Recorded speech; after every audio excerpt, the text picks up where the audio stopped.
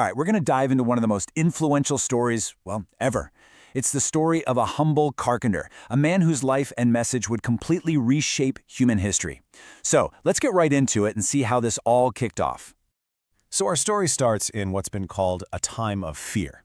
Just try to picture it. You've got these massive, powerful empires running the show, and there's this real sense of anxiety everywhere. It's a pretty tense and uncertain world, and right into the middle of all that, something new is about to happen.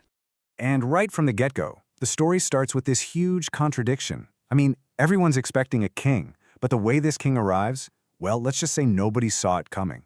And this really lays it all out, doesn't it? On one side, you have the expectation, a king born in a grand palace. That's what everyone thought would happen, right? But the reality? It was the complete opposite. A baby in a simple stable in a little town called Bethlehem. Talk about a plot twist from the very beginning. So after this pretty shocking start, his early years were, well, they were quiet. He wasn't in the spotlight at all. No royal tutors, no fancy education. He just grew up as a carpenter's son, learning a trade. You'd think his life was set up to be completely ordinary. But that quiet life, it was really just the beginning. All those years working in the background were about to end. He was about to step onto a stage and begin a mission that would, not just get people's attention, but shake the very foundations of society. 30. That's the age. For 3 decades, he lived a totally normal private life. But at 30, everything changed. That was the moment he walked out of the carpenter's shop for good and began what he was truly meant to do. So, what was this mission all about? What was his core message? Well, it was absolutely revolutionary for the time. I mean, think about it. This was a world that lived by an eye for an eye. And here he comes, with a teaching built on 3 totally radical ideas. Love, even for your enemies.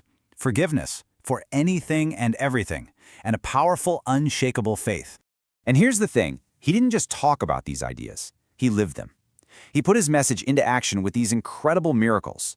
We're talking about healing the sick, helping the blind to see, feeding huge crowds of hungry people. It's no wonder that acts like these started drawing people to him from all over the place. But this created a real paradox, which you can see right here. On one hand, his number of followers was skyrocketing, but on the other, the opposition to him was growing right alongside it.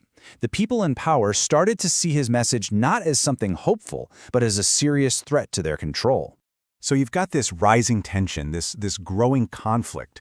It was basically a collision course between his message and the powers that be. And, something had to give. This is where the story takes a really dramatic and ultimately tragic turn. And the tipping point? It came from the inside, from his own inner circle. He was betrayed by one of his closest followers, someone who literally just handed him over to the authorities. And that one single act of betrayal, it kicked off a chain of events that happened incredibly fast. And I mean, it was unbelievably quick. There wasn't some long, drawn-out trial. The whole thing, from the moment he was arrested to his condemnation and then his crucifixion, it was just brutally fast. And crucifixion, you have to understand, was one of the most horrific ways to die back then. But here's what's so powerful. In this moment of just unbelievable pain and suffering, his core message shines through brighter than ever. The story says that even while he was dying, he chose forgiveness. He didn't choose hatred or anger. He actually spoke words of mercy for the very people who put him there. So at this point, it really looked like it was over. Like darkness had won and his message died right there with him. But that's not the end of the story. Not by a long shot. 3. For 3 whole days, there was just silence. For everyone. His followers, his enemies. It really looked like this was it. The story had come to its sad final conclusion. And then, the impossible happened. His followers went to the tomb, and it was empty. The resurrection. This became the ultimate symbol of everything he taught. It was like a final statement, a victory over death itself. It proved that no amount of power or force could ever truly silence his message. And from that one moment, everything changed. His story couldn't be contained anymore.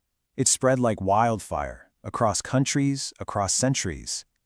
And it carried with it this powerful, timeless message, a message of love, of sacrifice, and of redemption. And all of that really brings us back to today, and to one final huge question. How? How does a story that's 2,000 years old, a story that started in a humble stable, still have the power to inspire and shape the lives of billions of people all over the world right now?